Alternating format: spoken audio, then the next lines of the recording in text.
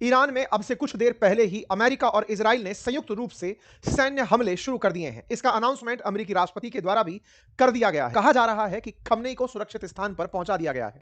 America अपने खिलाफ किसी भी प्रकार के लोगों को बर्दाश्त नहीं करेगा, इसीलिए मेजर कॉम्बैट ऑपरेशन मिलकर शुरू कर दिया गया है। बदले में ईरान की तरफ से भी एज एक्सपेक्टेड हमले शुरू हो चुके हैं। इजराइल के खिलाफ और अमेरिका के खिलाफ ईरान उन जगहों को ठिकाने बना रहा है जहां अमेरिका के ऑलरेडी बेसिस बने हुए हैं मिडिल ईस्ट में।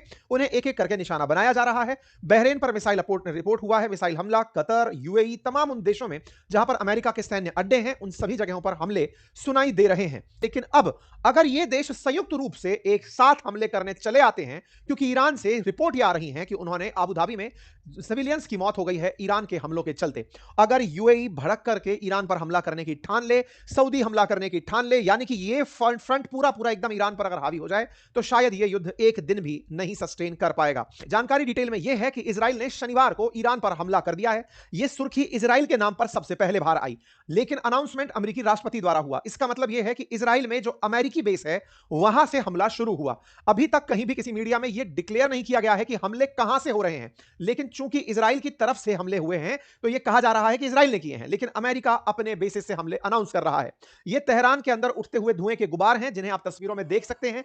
लेकिन इस तरह की खबरों के बीच में हम किसी भी प्रकार के वीडियो की और उसके साथ हो रही घटना की सत्यता पुष्टि नहीं करते, क्योंकि युद्ध के काल में जो भी तस्वीरें बाहर आती हैं, एआई के समय पर इनके अंदर बार बार फैक्ट चेक करना होता है। हम लगातार इन खबरों को लाने से पहले बहुत देर तक इन्हें यही जांचते रहे कि इनमें से सही कौन सी है, गलत कौन सी है। फिर भी हम आपसे कहेंगे कि आप खबर पर ध्यान दें, उसकी वजह से जो नुकसान दिखाया जा रहा है या फिर लोगों को जो खबरें सुना के दिखाई विजुअलाइज कराई जा रही हैं, उन पर थोड़ा बच कर रहें। ठीक है, कुछ इस तरह के हमले क्लेम किए जा रहे हैं। कुछ अच्छे हैंडल्स जिन्हें बड़े बड़े मतलब राष्ट्राध्यक्ष फॉलो करते हैं, हम उन्हें देख करके लोकल मीडिया को लगातार ट्रैक करके आप तक इन तस्वीरों को लेकर आ रहे हैं। ठीक है साहब, लोकल मीडिया मतलब इंडिया की लोकल मीडिया नहीं, उन देशों की लोकल मीडिया जो वहीं पर खबरें चलाती है, हम उनको लेकर के आपके सामने लेकर आ रहे हैं। ठीक है, चलिए यहां पर इसके बाद जानकारी निकल कर आती है कि जो खमनेई हैं उन्हें सुरक्षित स्थान पर शिफ्ट कर दिया गया है।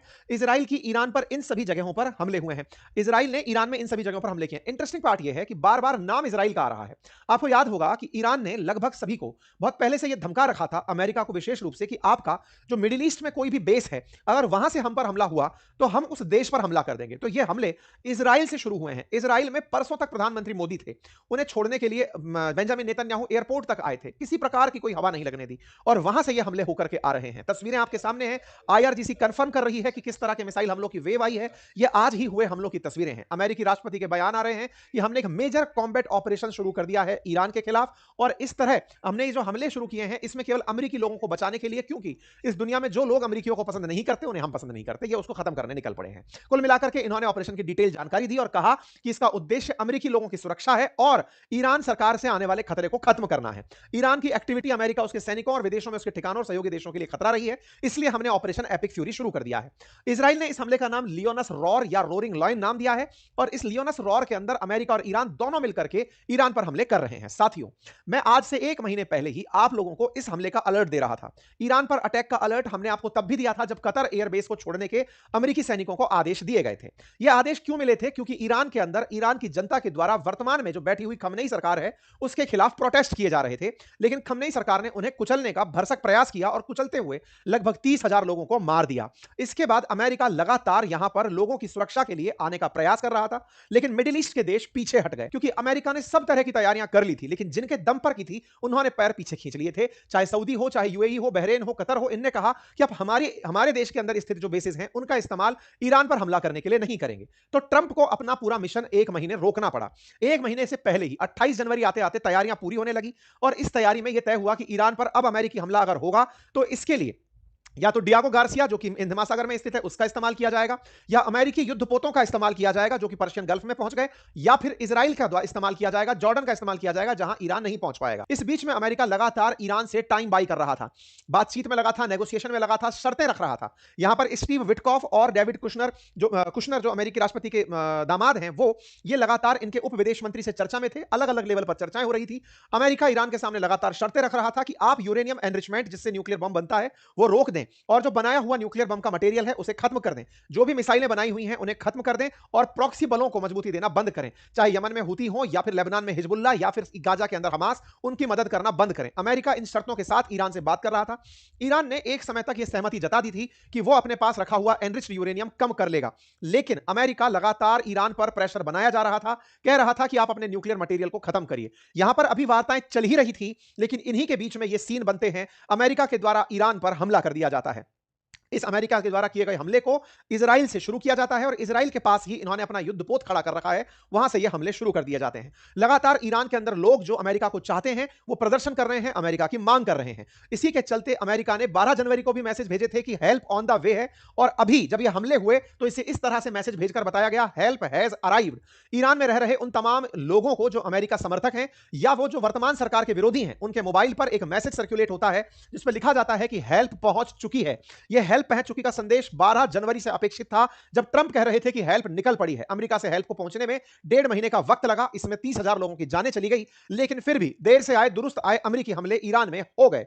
इसको लेकर के रजा पहलवी, जो कि यहां से निर्वासित लीडर हैं, जो अमेरिका में राज कर रहे हैं, अमेरिका में छिपकर बैठे हैं, ईरान के पूर्व राष्ट्राध्यक्ष के बेटे हैं, उन्होंने कहा कि मैंने अपना वादा पूरा किया और मैं अब आपके ऊपर हमला करने के लिए अमेरिका को ले आया हूं।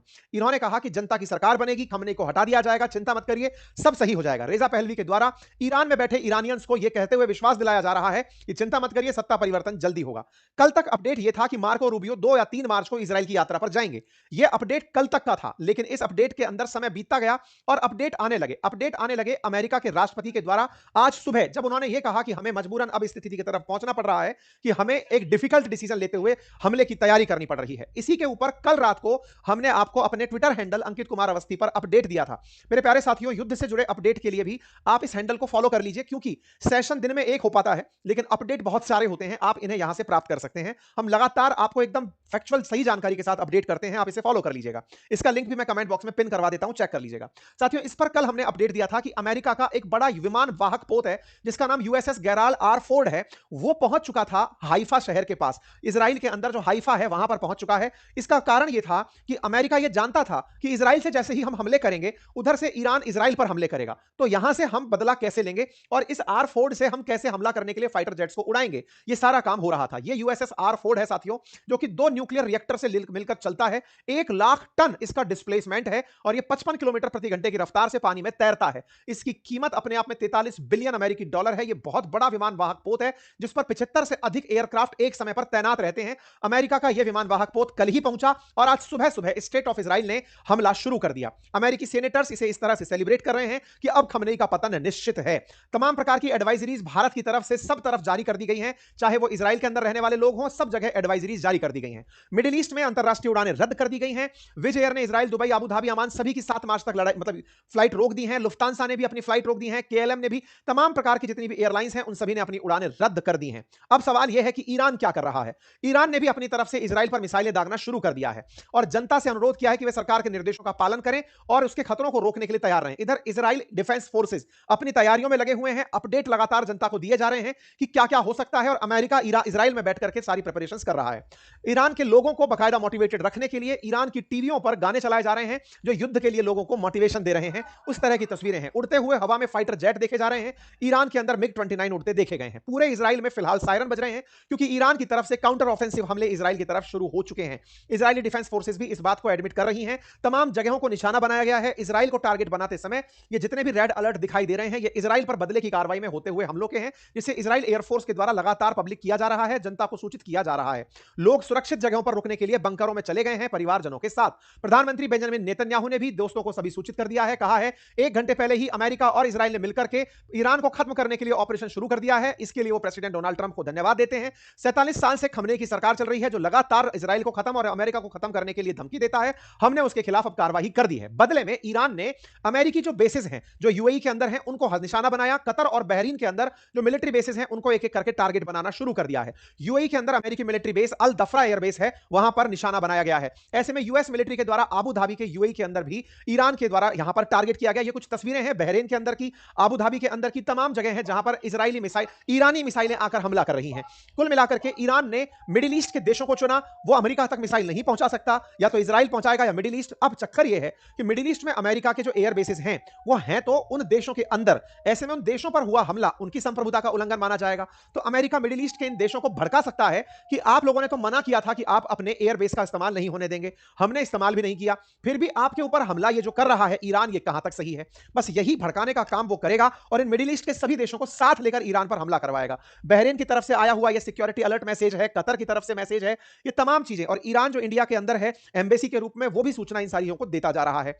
कुल मिलाकर के अब मिडिल ईस्ट में जहां जहां भी यूएस के एयरबेस हैं उन्हें ईरान निशाना बना सकता है, और बदले में ये देश भी हो सकता है जवाबी कार्रवाई एक दो दिन में, जब ईरान कमजोर पड़ने लगे तो वो हो सकता है बदले की कार्रवाई कर दें। आबू धाबी में ईरान के 2 हमले हो चुके हैं। यूएई इस बात से उखड़ा हुआ है, कह रहा है कि वो ईरान के हमलों का जवाब देगा। देखना होगा कि यूएई इस बात में अगर अग्रसर होता है तो दुबई और आबू धाबी पर ईरानी हमले कितना नुकसान पहुंचाएंगे। साथियों, मिडिल ईस्ट में जो मच अवेटेड अशांति थी वो हो चुकी है। मेरे प्यारे साथियों, आप सभी को मैंने समय समय पर जब भी किसी इस तरह की घटना होती है उसकी पूरी भूमिका मैं आपके सामने लेकर पहले से आता हूं। वेनेजुएला के बारे में भी हमने आप लोगों को बताया था, 2 महीने पहले ही बताना शुरू किया था कि क्या तैयारियां चल रही हैं। ईरान पर हमले के बारे में मैं पिछले 2 महीने से आपको अपडेट दे रहा हूं कि ये इस तरह से प्लान हो रहा है। आप सभी लोग उसकी तैयारी से आज तक सज्ज हैं। बस आपसे एक छोटी सी रिक्वेस्ट रहती है कि आप बस चैनल को सब्सक्राइब कर लें, ताकि ऐसे समय पर जब कोई अपडेट आए तो आप तक पहुंच जाए, जो कि फ्री ऑफ कॉस्ट सब्सक्राइब करना होता है। लेकिन हमारी हिम्मत होती है, मोटिवेशन होता है आपका हमारे साथ जुड़ना, ये हमारे लिए ताकत बनकर दिखता है। हम लोगों को बता पाते हैं कि हम कितने बड़े आपके ट्रस्ट वर्दी साथी हैं जो आप तक सूचनाएं लेकर आते हैं। ठीक है, बाकी मैंने अपने कोर्स का लिंक कमेंट बॉक्स में पिन कर दिया है।